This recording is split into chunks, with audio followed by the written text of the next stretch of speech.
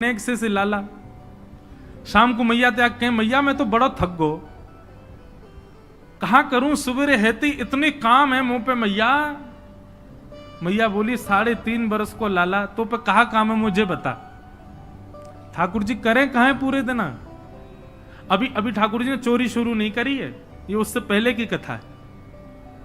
तो ठाकुर जी कहा करें पूरे गोकुल में भ्रमण करते करते केवल ये देखें संत आए कि नहीं, वैष्णव आए कि नहीं, ब्राह्मण आए कि नहीं।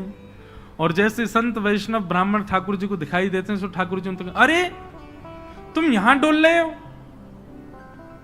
परिचय नहीं है ऐसी बात, अरे आप यहां डोल रहे हो। सामने वाले कहें अरे भैया तुम कौन, अरे नेक्सस से लाला, अरे भैया तू हमें जाने, बोले अरे तुम्हें ही तो खोज रहा हूं मैं सुबह रहते। बोले हमें खोज रहे हो भैया काय को। अच्छा एक बात बताओ तुम कहां से आए हो। बोले हम तो अयोध्या से आए हैं। बोले अयोध्या से आए हो, तुमने कछु सुबह रहते पाए हो।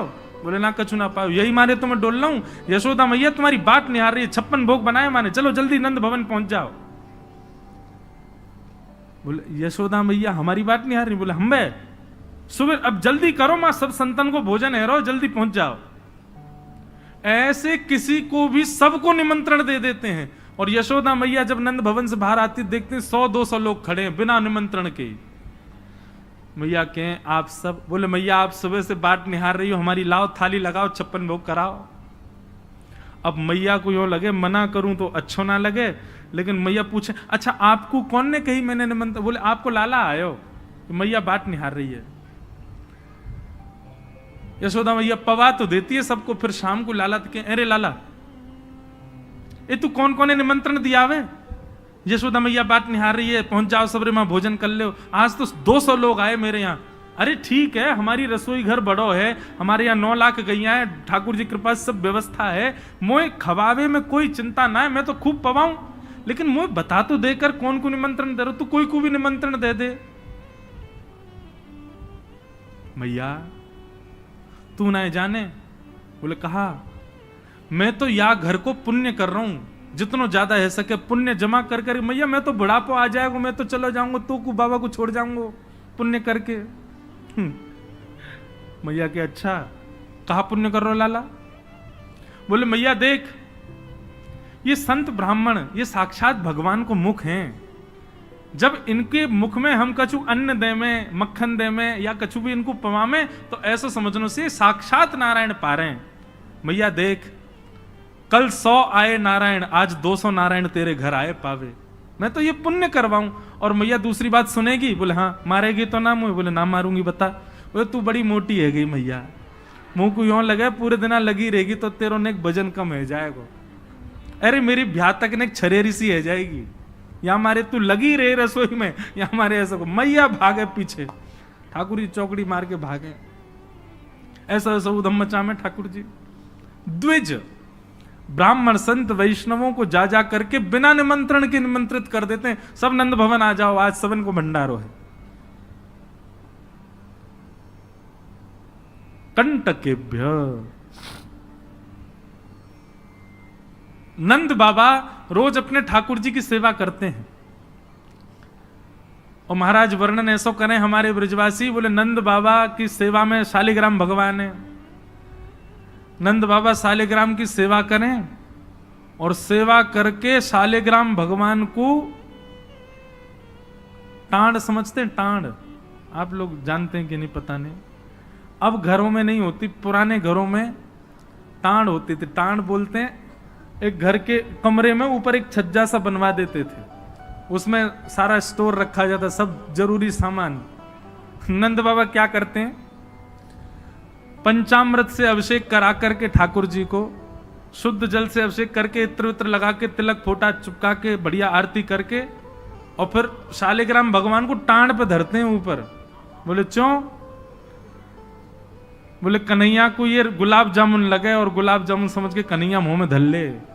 शालिग्राम भगवान है, कन्हैया को यूं लगे बोले कि ये रोज रोज जय जय जो है का है, ये शालिग्राम जो है का है। हमारे पिताजी पूज्य पिताजी की कथा में सुनाते हैं, बोले एक बार नंद बाबा ठाकुर जी की सेवा कर रहे,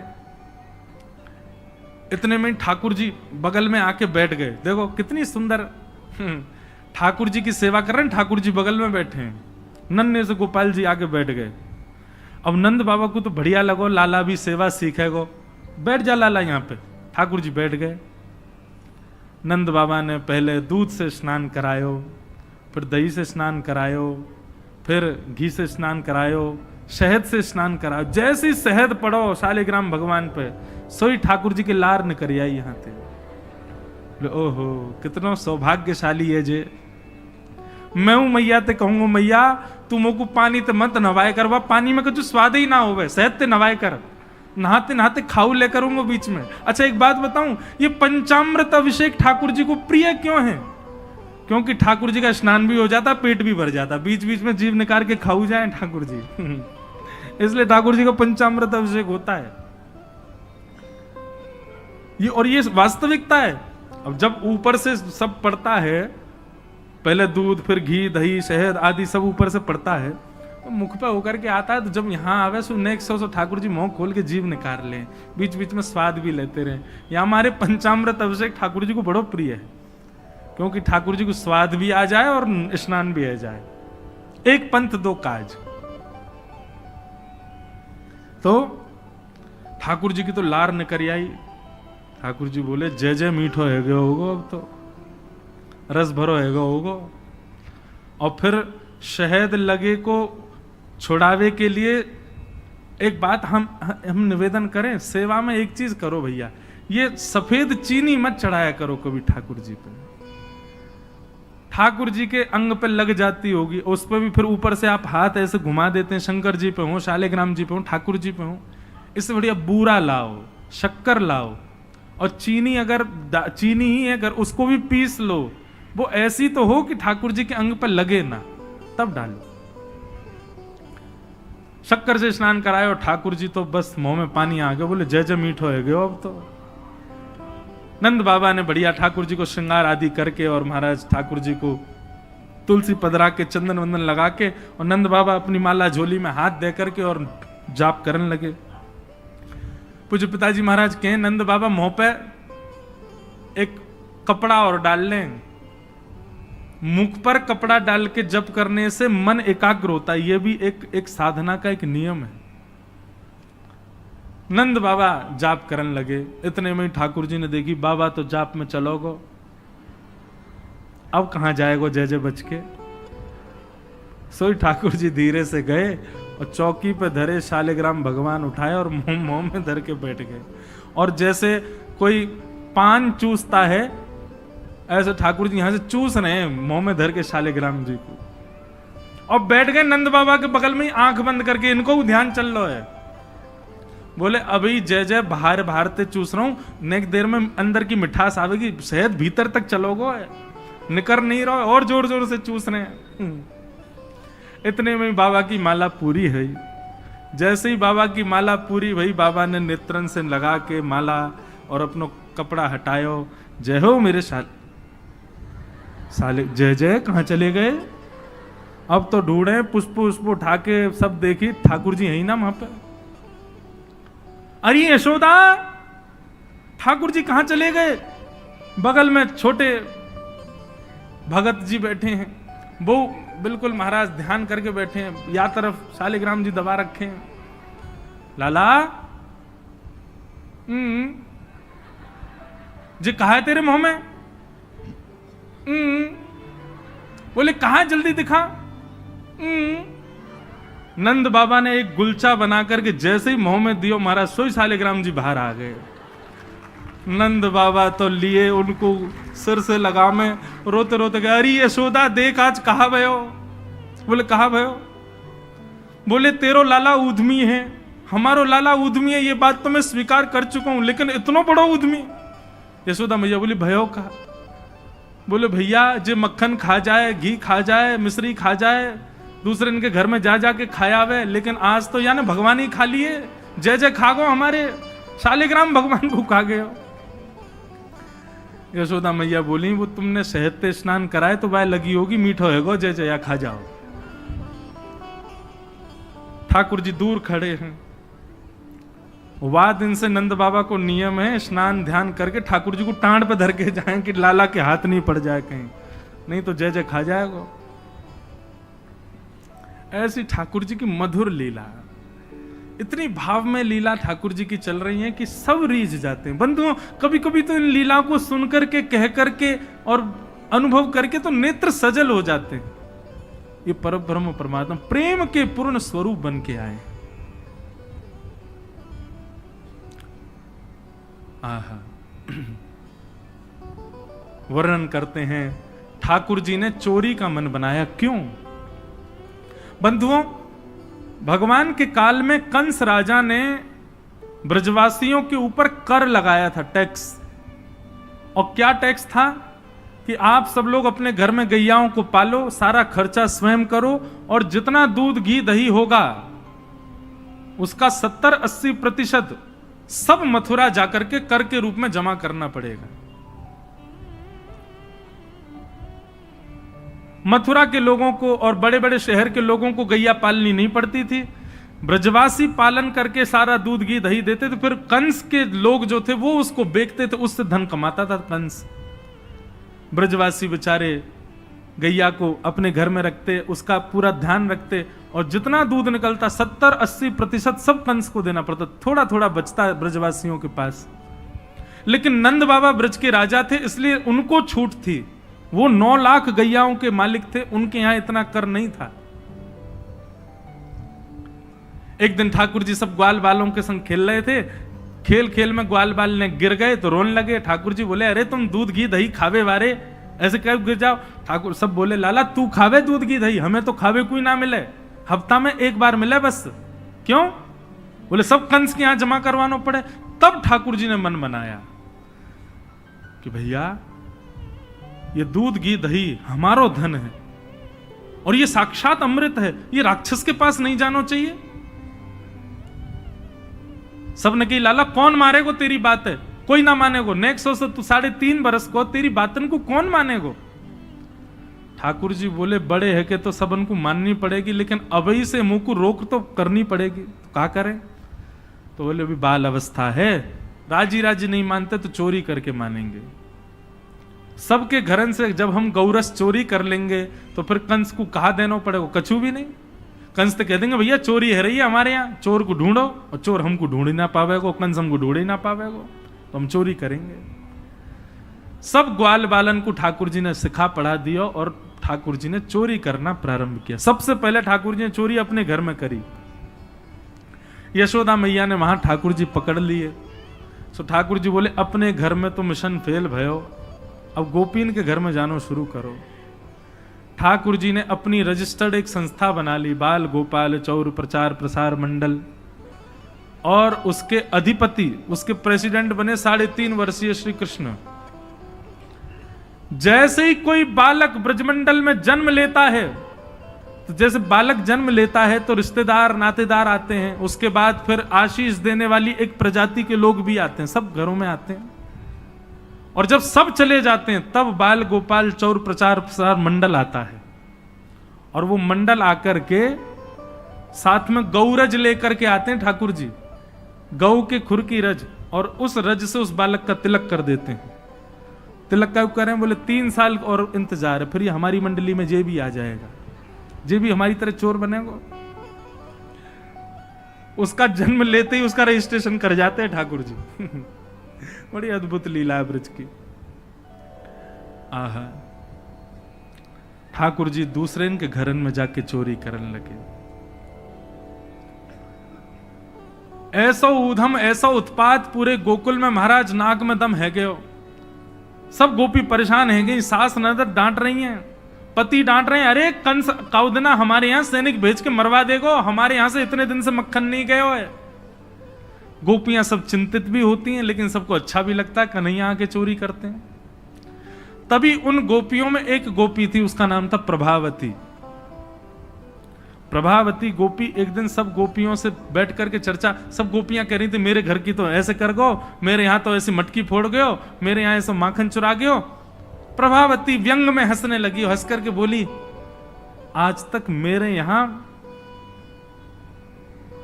दृष्टि भी नहीं डाली उस कन्हैया ने। अरे तेरो घर कैसे बच गयो? बोले, अरे कन्हैया को अपने प्राण प्यारे होंगे तो मेरे घर के आसपास भी नहीं आवेगो।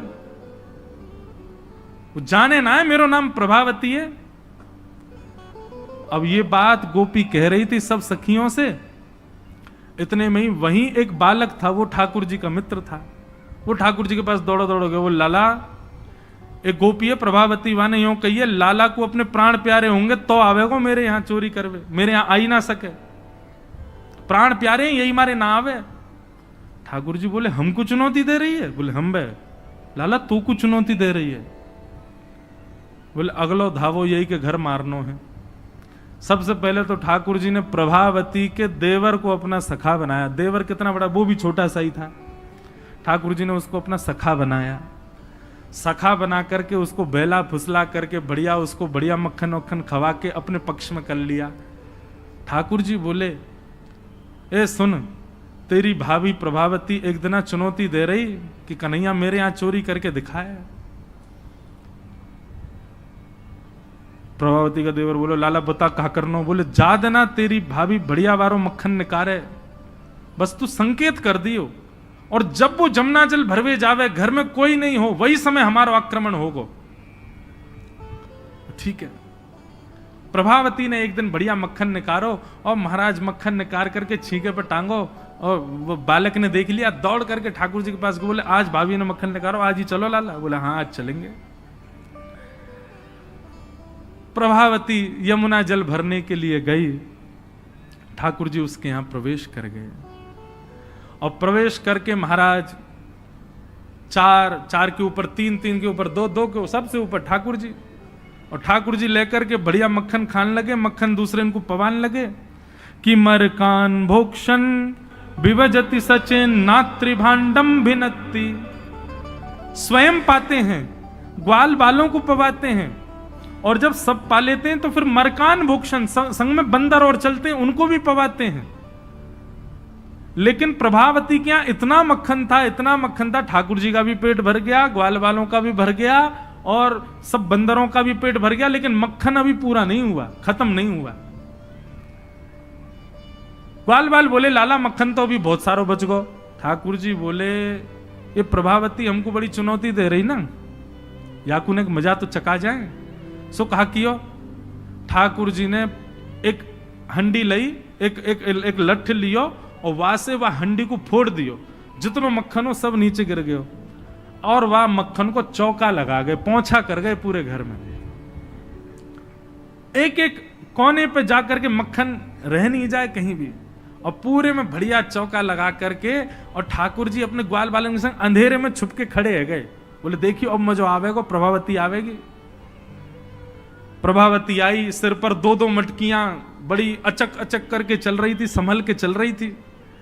जैसे ही माने द्वार खोलो, और द्वार खोलते ही अपना पाम भीतर धरो, इतने में ही भोपाल शताब्दी की तरह ऐसी रिपटी महाराज, ऐसी रिपटी सर में लगी, कमर में लगी, हाथ पाम बाकी सब रहे कह गए, और गिरी सो गिरी। यमुना जल मिल गए मक्खन में तो और चीकना हो गया। अब वो उठ ही नहीं पा रही है, जैसे उठे फिर गिरे, जैसे उठे फिर गिरे। और ठाकुर जी ताली बजा बजा के हंसे, सब ग्वाला के लाला आज तो बड़े मजे आए, आज तो बड़े मजे आए। मेरी भाभी कहा कह रही कन्हैया को अपने प्राण प्यारे यहाँ हमारे ना आवे। अब तो को तेरे प्राण प्यारे होंगे ना तो कभी हमको चुनौती नहीं देगी। और ठाकुर जी भाग गए। प्रभावती महाराज जैसे तैसे रिपट रिपट के बाहर आई, और जाके सीधे यशोदा मैया के पास पहुंच गई, और जाके बोलने लगी, बोले मैया अपने लाला संभाल ले, नहीं तो काउदना हाथ दिखा दूंगी याकू में। ऐसा उधम मचावे, देख मेरी कोहनी टूट गई, कमर टूट गई, ऐसा उधम मचा के गयो। यशोदा मैया बोली तुम गोपिन पे कछु काम ना है, 24 घंटा मेरे लाला के पीछे पड़ी रहो, काउदना रंगे हाथ पकड़े तो आइयो, नहीं तो कभी मुख मत दिखाइयो अपनो। प्रभावती बड़ी चिंता में है, बोले ठाकुर जी को रंगे हाथ कैसे पकड़ूं। इतने में यानी विचार कियो कि मेरो जो देवर है वो लाला के संग बहुत ज्यादा रहवे, तो यार देवर को पहले अपने पक्ष में करो। ये देवर कभी ठाकुर जी के पक्ष में जा रहा हो, कभी प्रभावती के पक्ष में। प्रभावती ने एक दिन वाकु दिखाते भय मक्खन निकारो, आज तो धोरी गैया को मक्खन है, इतना मधुर मक्खन है, और यहाँ से तो आज मैं शाम को बढ़िया रोटी बनाऊंगी, घी बना करके सबको पवाऊंगी, अब बढ़िया मक्खन निकारो। देवर ने देख लिया और जाकर के सीधे पहुंचो लाला के पास, वो लाला भाभी ने आज धोरी गैया को मक्खन बनाया। ग्वाल बाल सब बोले लाला वहीं चल, बात ना बड़े मजे आए वहां पे, आज फिर चल रहे हैं प्रभावती के यहाँ। ठाकुर जी वे चलो। अब प्रभावती ऐसा दिखा करके गई कि वो जमुना जल भरने चली गई है। ठाकुर जी ने देख लिया प्रभावती जमुना जल भरवे गई है, लेकिन जैसे ही ठाकुर जी वाके घर की ओर भागे, प्रभावती दौड़ करके पीछे के द्वार से गई और खिड़की में होके भीतर घर में आ गई और चुपचाप खड़ी हो गई अंधेरे में, हाथ में बड़ा डंडा लेकर के। ठाकुर जी आए, ठाकुर जी ने आकर के जैसे ही महाराज 4 3 2 1 ऊपर चढ़े, चोरी करनो प्रारंभ कियो। ठाकुर जी जब पूर्ण रूपेण व्यस्त हो गए चोरी में, तब प्रभावती अपना डंडा लेकर के निकली। दारी के हो तुम्हें बताऊं। और जैसी प्रभावती आई, महाराज नीचे वाले सबसे पहले भागे, और नीचे वाले भागे तो ऊपर वाले सबरे गिर गए, ठाकुर जी लटक गए ऊपर। अब बाकी के सब तो वहां से भाज गए, ठाकुर जी रह गए। अब नीचे प्रभावती खड़ी है, आजा लाला तो बताऊं मैं। प्राण प्यारे, देख देख देख प्रभावती तू सही ना कर रही है, तू जाने ना है मैं जय जय हूं। बोले तेरी जय जय तो मैं निकारूंगी, नीचे आ पहले तू। जैसे तैसे करके ठाकुर जी नीचे उतरे। प्रभावती बोले तो मुंह पे दया ना आवे, मैं कितनो सीधो साधो भोरो सो प्यारो सो, देख मैं तू वचन दूं आज के बाद नहीं आऊंगा तेरे घर, तू अब कछु मत करे, तू मुंह को मारे मत। बोले ना ना मारूंगी ना लाला, इतना कोमल सो मेरो लाला, वाकू कैसे मार सकूं मैं। ठाकुर जी बोले हाँ जी तो मैं मारी हूं मत। बोले मारूंगी ना तो को पकड़ के यशोदा को दे के आऊंगी आज मैं, वो बतावेगी तो। बोले या तो बढ़िया तो तू मार ले मोह, लेकिन यशोदा मैया के पास मत ले जा, ऐसा मत करे। बोले ना आज तो तू यशोदा ही बतावेगी तो। और ठाकुर जी को हाथ पकड़ करके महाराज प्रभावती पूरे गोकुल में हल्ला करती भाई जा रही है, और घूंघट करके, घूंघट पकड़ रखो एक हाथ से, दूसरे हाथ से ठाकुर जी पकड़ रखे, और सबरे गोकुल में हल्ला। देख लो रे सबरे गोकुल वासियों, जे नंद जी को लाला, यशोदा मैया को छोरा, ये घर घर जाके चोरी करे। यशोदा मैया कह रही रंगे हाथ पकड़ो तो बताइयो, आज पकड़ लियो या को ठिकाने लगाऊंगी मैं। ठाकुर जी बोले जे तो भैया बड़ी निंदा है रही हमारी। इतने में ही ठाकुर जी बोले ए प्रभावती कहा बात है। बोले देखते ना इतनी जोर से मेरो हाथ पकड़ रखो, मेरो हाथ नीलो पड़ गयो, रक्त पूरा रुक गयो है, तू इतनी जोर से मत पकड़े, तू एक काम कर मेरो जे हाथ छोड़ दे दूसरा हाथ पकड़ ले। प्रभावती बोले नहीं तू भाग जाएगा, तेरी सौगंध खा के कह रहा हूं मैं नहीं भागूंगा, तू मेरो एक हाथ छोड़ दूसरा पकड़ ले। प्रभावती चलती जा रही है, और चलते चलते माने 3.5 वर्ष के छोटे से ठाकुर जी चलते चलते माने जैसे मन बनायो कि हाथ दूसरा लाऊं, ठाकुर जी ने पीछे चल रहे ग्वाल बालन में प्रभावती के देवर को इशारा क्यों यहां पे आ, वो ठाकुर जी की उम्र कोई है। ठाकुर जी ने वाको हाथ पकड़ लिया। प्रभावती अब देख तू मेरा दूसरा हाथ पकड़ जल्दी कर।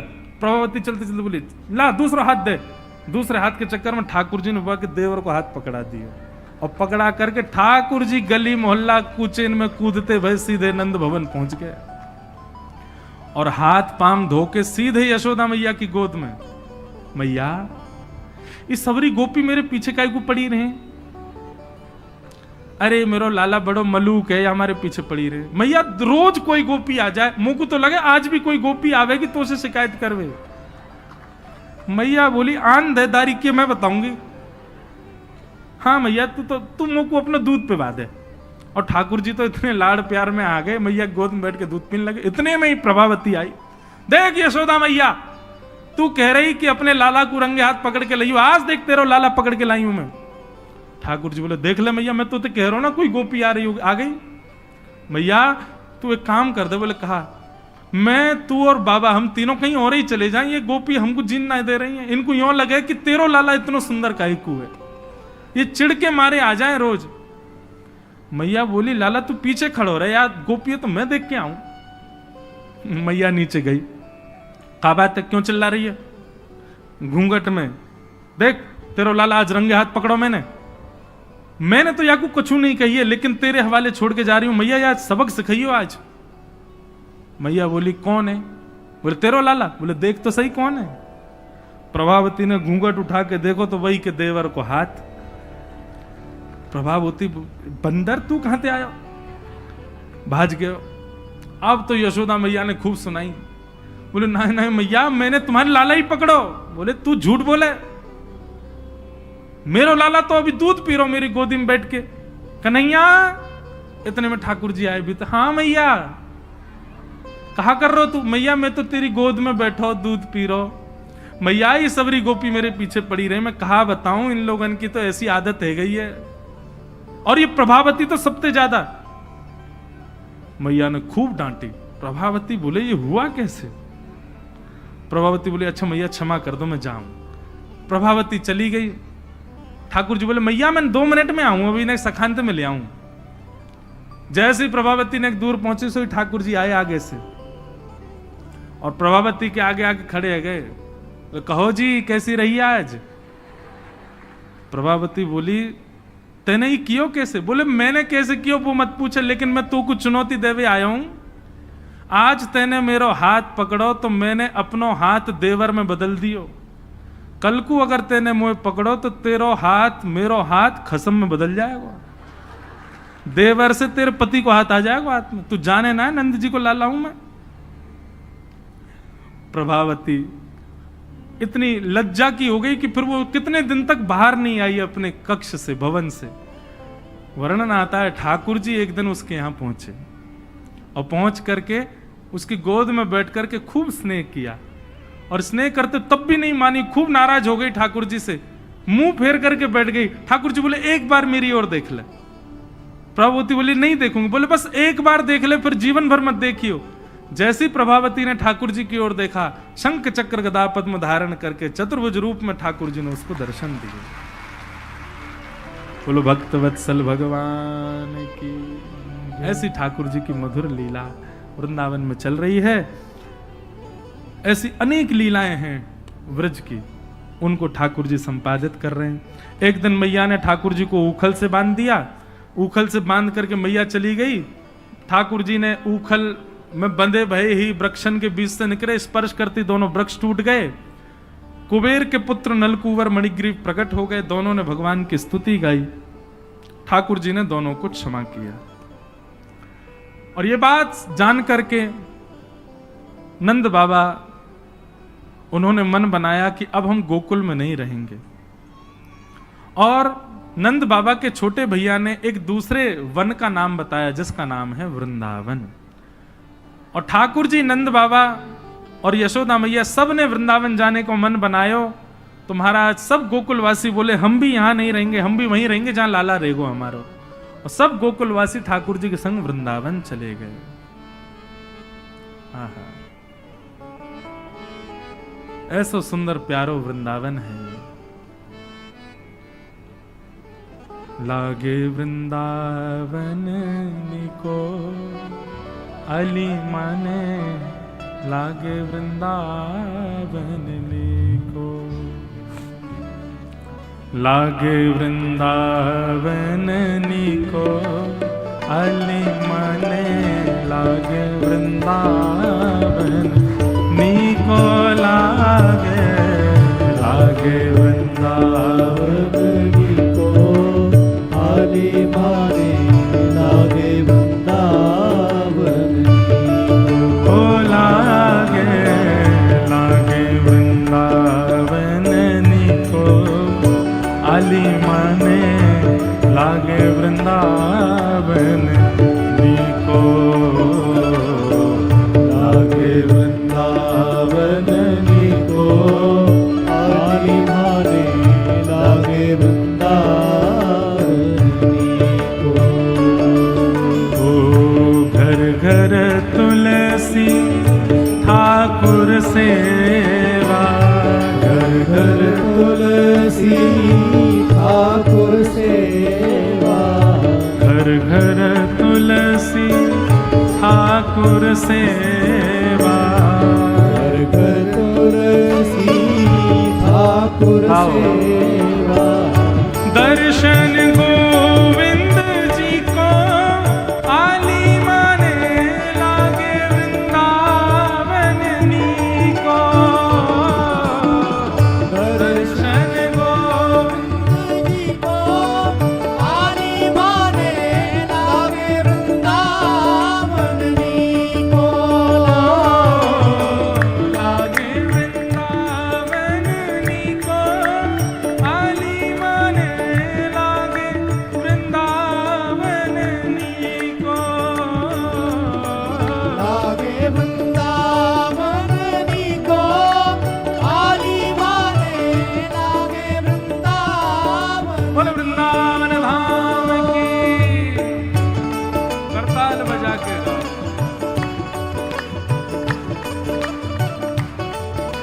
आज श्री गिरधर लाल जी पधार रहे हैं कथा में, मानो साक्षात वृंदावन पधार रहा है।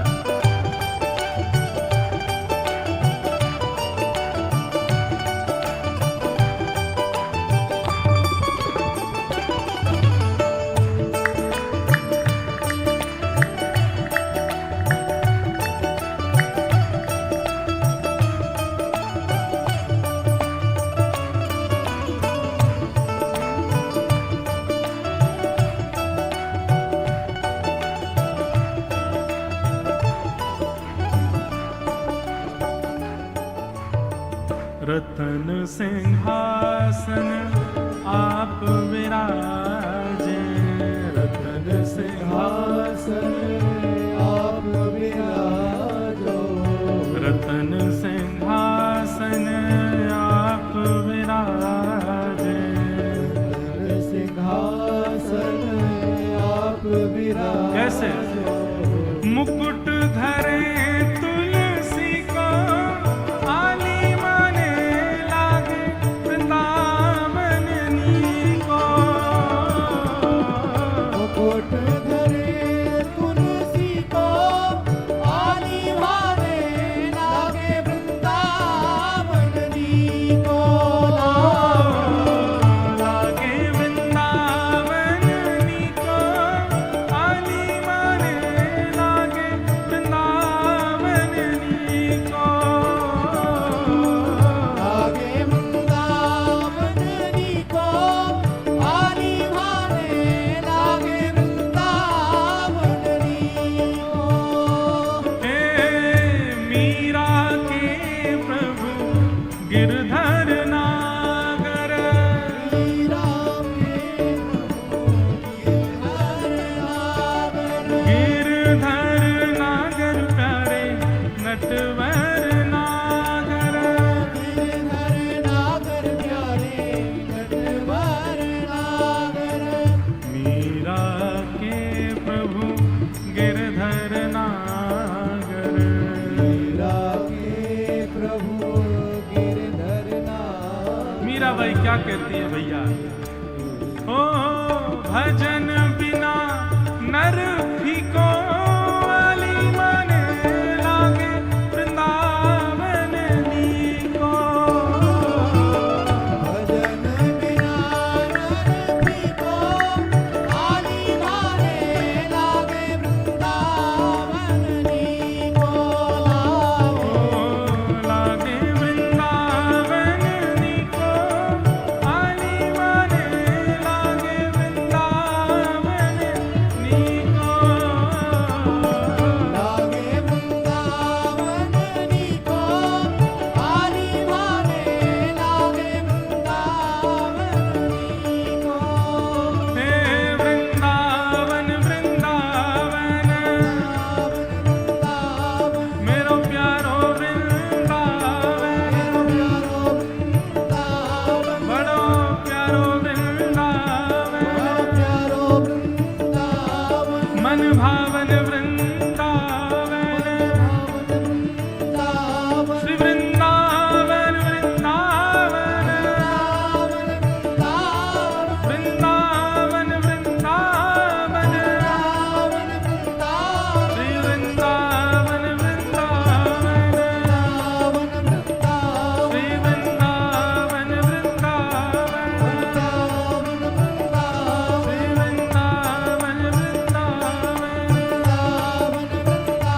श्री वृंदावन वृंदावन, श्री वृंदावन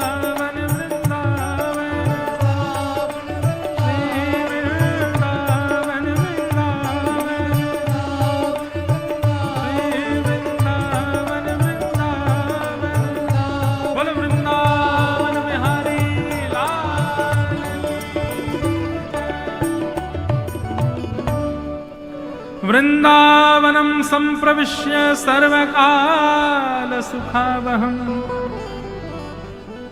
सबको बहुत सुख मिला वृंदावन आकर के।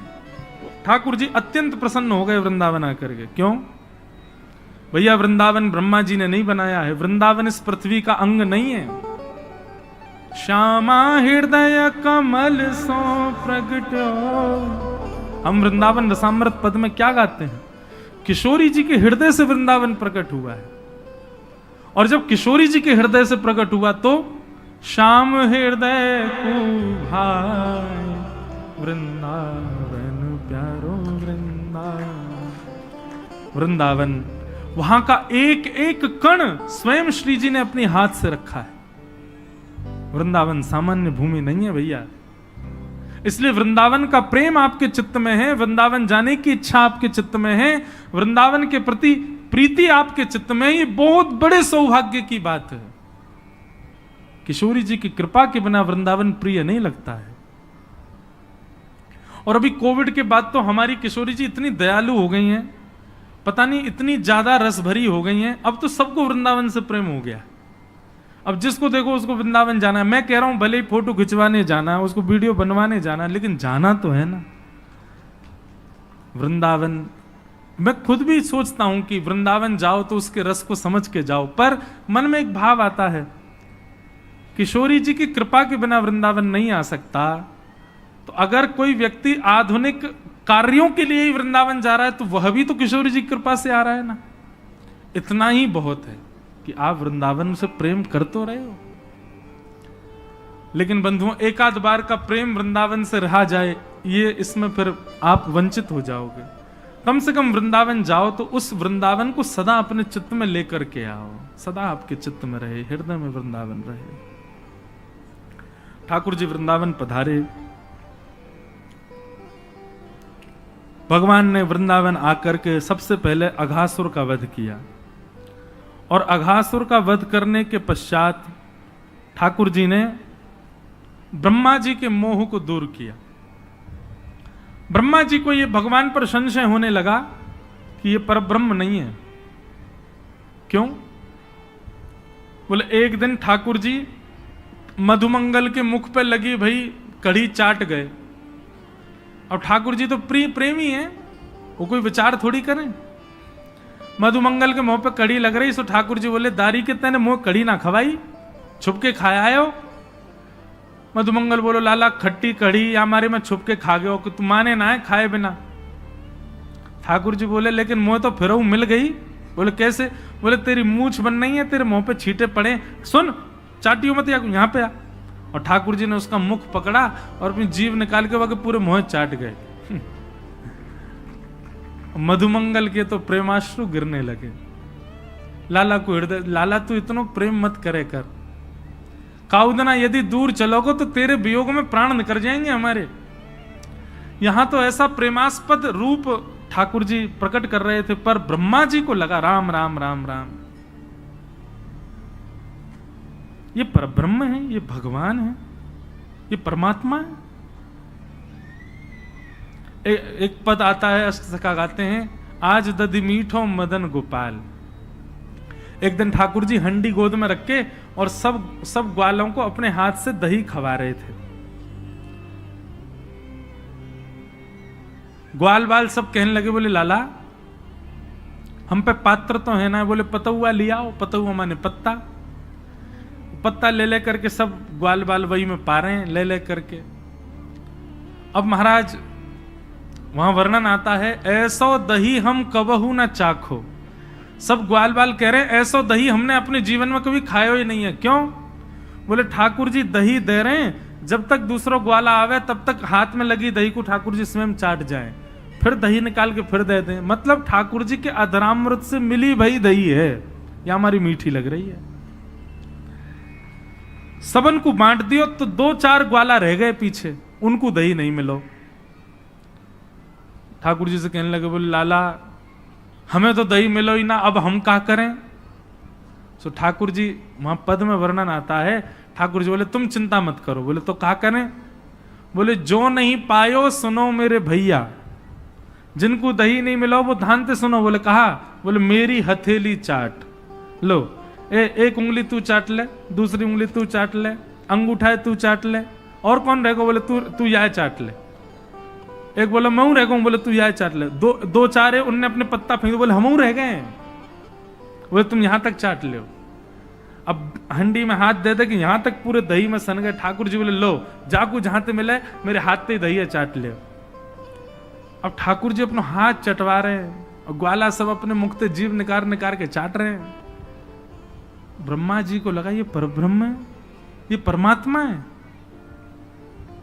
हो ही नहीं सकता, ये जरूर कोई भेलूपिया है, हम देवताओं को पागल बना रहा है भगवान बन करके, और मैं इसकी परीक्षा लूंगा। बंधुओं, प्रेम में सब जाहिर है। प्रेम में परमात्मा अपनी प्रभुता भूल करके, अपने नियमों को भूल करके, एक बात बताऊं, मैं एक बात कथाओं में कहा करता हूं, ठाकुर जी इतने नियम में क्यों रहते हैं? भगवान को देखो, गर्भगृह में रहते हैं, गिने चुने व्यक्ति ही उनको छू सकते हैं, हर कोई उनका स्पर्श नहीं कर सकता। सुबह 4 बजे उठना है तो उठना है, पूरी दुनिया 4 बजे उठने का मन बनाती है, पर 4:30-5 से पहले कोई नहीं उठता। पर ठाकुर जी हजारों वर्षों से सारे मंदिरों में जो नियम उठने का, उसी पे ही उठते हैं ठाकुर जी। उसी नियम से भोजन, उसी नियम से शयन, इतने नियम, पूरे विश्व को मुक्त करने वाले भगवान स्वयं इतने बंधन में रहते हैं। मेरे मन में एक बात आती है कि ठाकुर जी बंधनों में इसलिए हैं, नियमों में इसलिए हैं, हमको और आपको चुनौती दे रहे हैं। बोले तुम्हारे अंदर प्रेम की सामर्थ्य हो तो मेरा नियम तोड़वा के दिखाओ, तुम में सामर्थ्य हो तो मेरे नियम को तोड़ के दिखाओ। नियम बनता ही तोड़ने के लिए बंधुओं, लेकिन उसको हट नहीं तोड़वा सकता, उसको जिद नहीं तोड़वा सकती, नियम को केवल प्रेम तोड़वाता है। कोई व्यक्ति कितना भी नियम में हो, लेकिन अत्यंत प्रेमी आ जाए तो वो अपना नियम तोड़ देता है।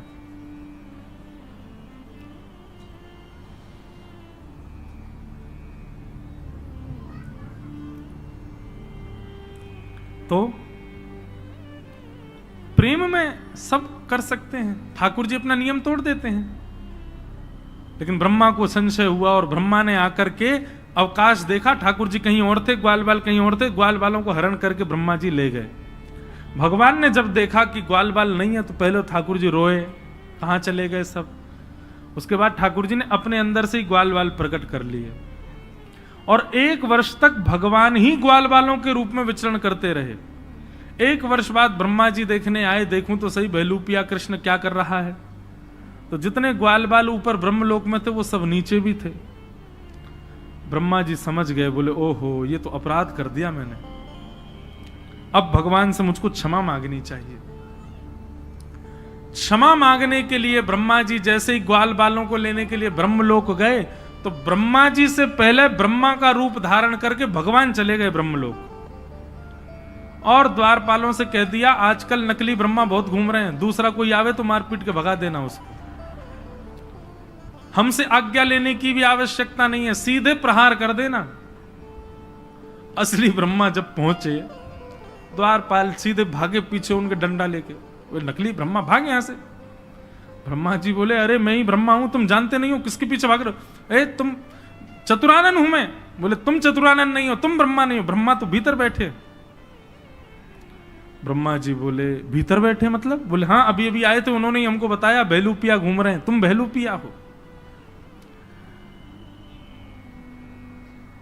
ब्रह्मा जी ने अंत में स्वीकार कर लिया कि हाँ मैं नकली हूं, पर मुझे असली का दर्शन करा दो, मैं उनके दर्शन करने आया हूं। जैसे ही ठाकुर जी के सन्मुख लेकर के ब्रह्मा को गए, तो ब्रह्मा के रूप में सबको दिख रहे थे भगवान, लेकिन स्वयं ब्रह्मा को ठाकुर जी साक्षात चतुर्भुज नारायण के रूप में दिखाई दे रहे थे ब्रह्मलोक में।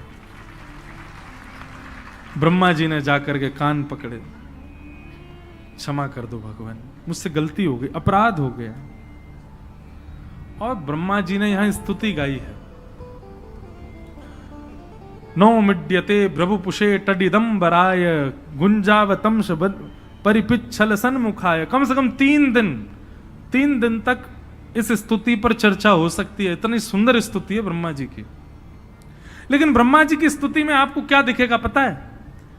प्रेम से बात शुरू करेंगे, चतुराई पे जाके खत्म करेंगे। एक उदाहरण सुनो।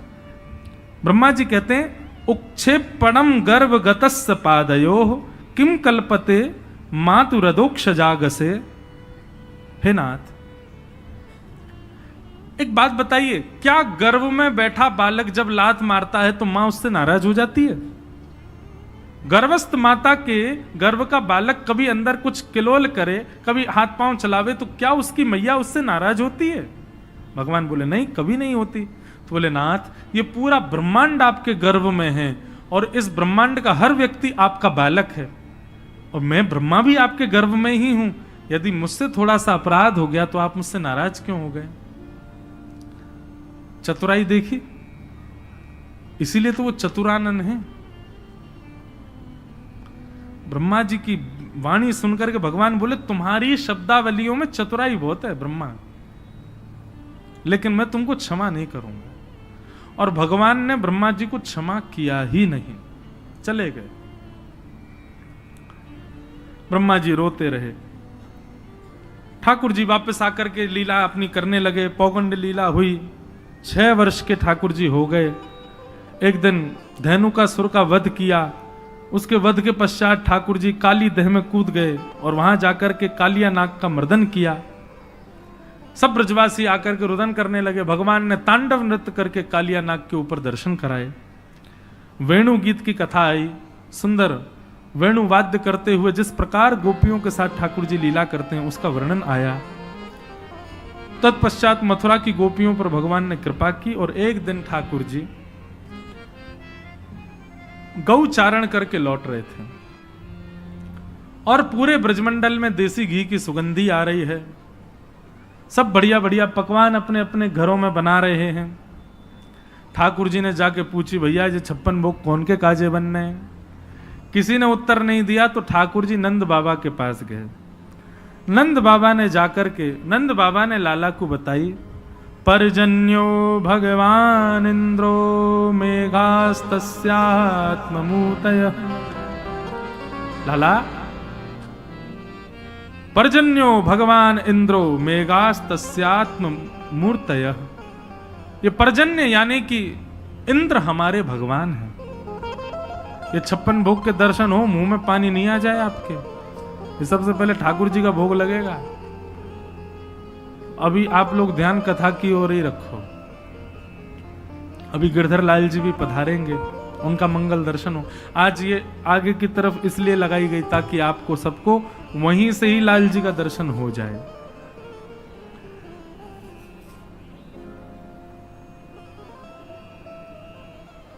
सब ब्रजवासियों को बैठा करके नंद बाबा ने उपदेश दिया, लाला को समझाए। बोले लाला, ये पर्जन्य इंद्र हमारे भगवान है।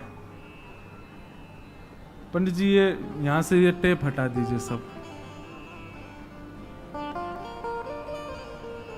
वहां इंद्र की हम पूजा करें तो वो इंद्र हम पे कृपा करे, अनुग्रह करे और वही की कृपा से हमारी खेती बाड़ी आदि सब चले।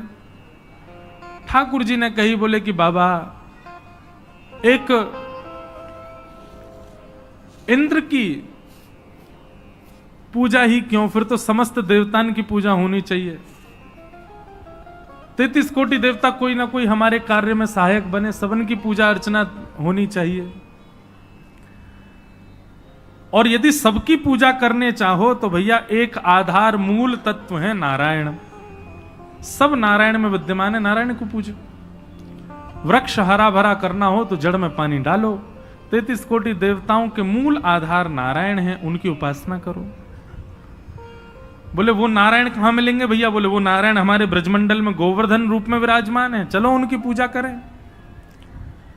ब्रजवासी सब बोले लाला, बरसंते चली आ रही हमारी देवता की पूजा, हम छोड़ के तेरे नारायण को पूजवे जाएंगे, कहीं इंद्र नाराज है क्या? तो ठाकुर जी बोले पहली बात तो इंद्र नाराज नहीं हो सकता। क्यों?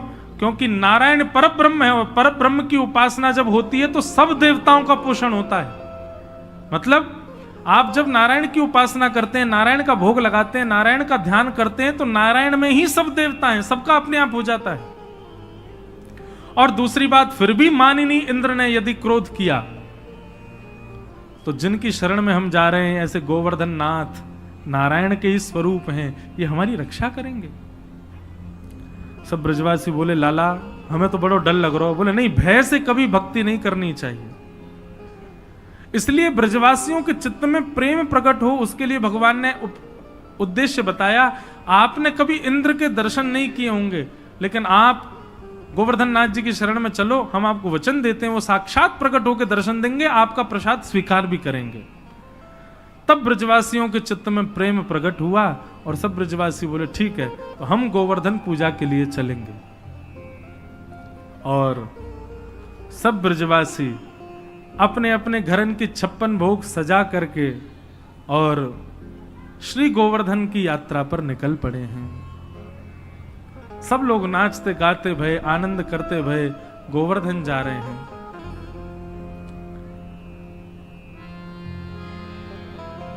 मैं तो गोवर्धन को जाऊं मेरी वीर, नाय माने मेरो मनुआ। मैं तो गोवर्धन को जाऊं मेरी वीर, नाय माने मेरो मनुआ।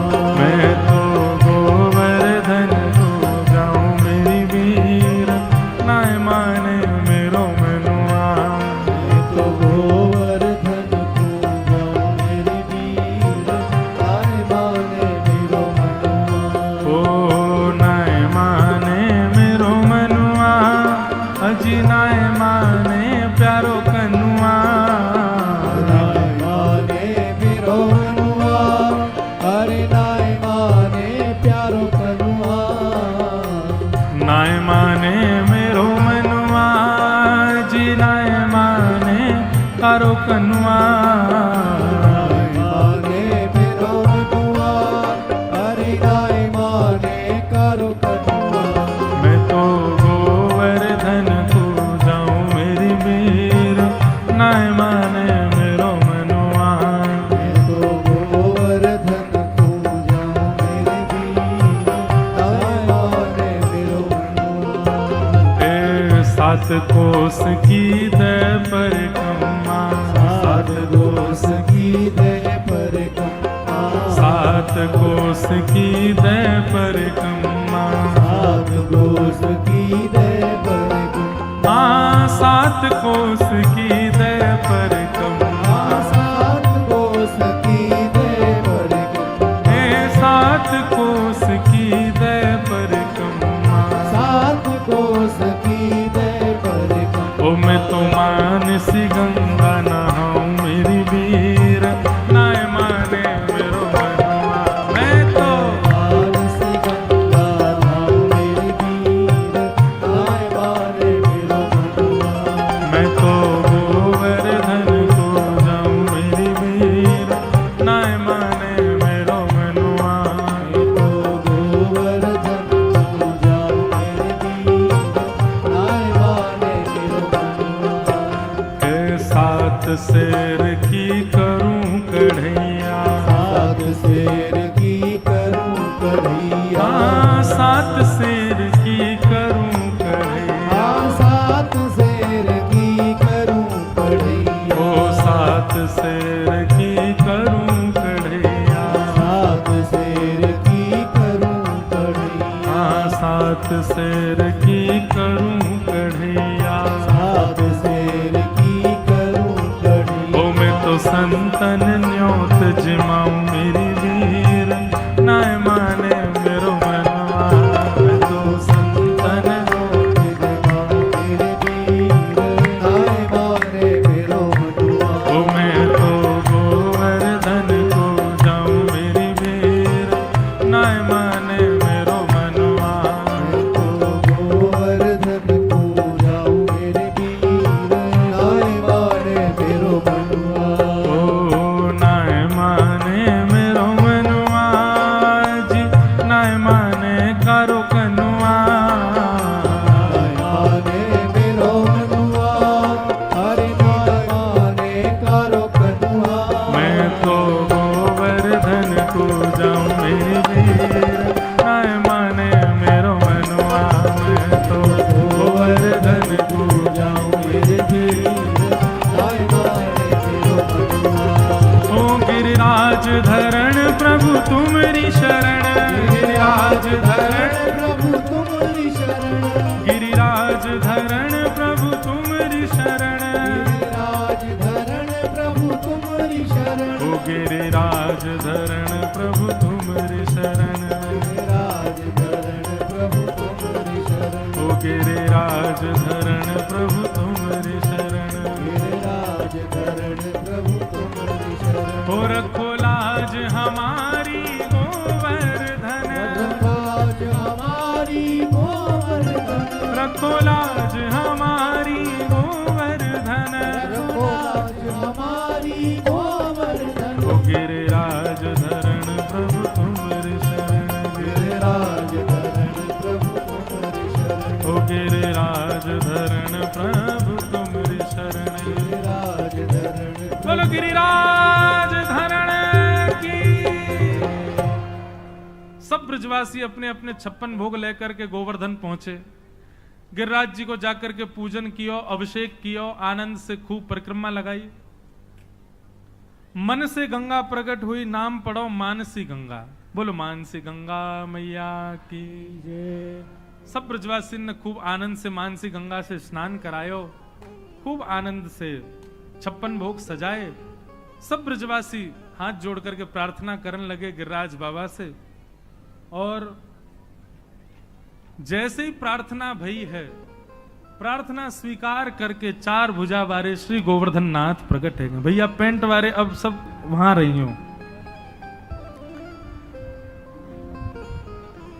4 भुजा वाले श्री गोवर्धन नाथ प्रकट है गए। लाओ ब्रजवासियों भोग, लाओ ब्रजवासियों भोग, लाओ ब्रजवासियों भोग। 4 भुजा वाले ठाकुर जी प्रकट है गए और प्रकट है करके चारों भुजान से मांग रहे हैं, लेके आओ अपने अपने भोगन को। सब ब्रजवासी अपने अपने घर के भोग लेके जामे ठाकुर जी को अपने हाथ से पवा रहे हैं। ब्रजवासी सब बोले लाला तेने सांची कही, ठाकुर जी प्रकट है गए। अरे भाई इंद्र की पूजा करते करते बूढ़े है गए, हम कभी ना आयो वो, लेकिन तेरो सांचो है गोवर्धन नाथ, देख कैसे प्रकट भयो। एक ब्रजवासी बोला लाला एक बात बता। बोले हाँ, जो गोवर्धन नाथ को चेहरा तोते बहुत मिले, बिल्कुल तेरे जैसो लग रहा। लाला तेरी 2 भुजा कर दो, नेक और बड़ो श्रृंगार कर दो तो ऐसे लगेगा तू ही है का। ठाकुर जी बोले अरे तुम नहीं जानो, मेरी गैया यहीं चरवे आवे गिरिराज जी पे, और वह गैया को दूध जाको मैं पीऊं, वही को जे गोवर्धन नाथ पीवे, या हमारे हम दोनों को चेहरा एक जैसो है, एक ही गैया को दूध पीवे हम। श्रीदामा बोलो हे रे लाल, जे कौन सी बात भाई, गैया को दूध पीवे तो हमारो चेहरा कैसे मिल जाएगा। बोले चो तेने तेरी मैया को दूध पियो। बोले हाँ। तेरी बहन ने भी तेरी मैया को दूध पियो। बोले हाँ। तुम दोनों उनको चेहरा मिले कि ना मिले, बहन भैया एक जैसे लगो बिल्कुल। बोले हाँ लाला बहन भैया तो एक जैसे लगे। बोले यही मारे एक ही मैया को दूध पीवे से चेहरा मिले। श्री दामा थोड़ी देर सोचने लगो, फिर बोलो अरे लाला फिर तो बछड़ा को चेहरा वो हमसे मिलना चाहिए, वो गैया को दूध पीवे भाई गैया को हम पीवे, हमारो चेहरा तो मिले ना बात है। ठाकुर जी बोले अब जाए मैं कल बताऊंगा, अभी मत पूछे मुझसे, अभी तो यूं ही सुन ले कि हम दोनों एक ही गैया को दूध पीवे। और ब्रजवासी इतने भोरे मान गए आ बात को, बोले अरे लाला की गैया को दूध पीवे, हमारे लाला जैसो लग रहा हो देवता।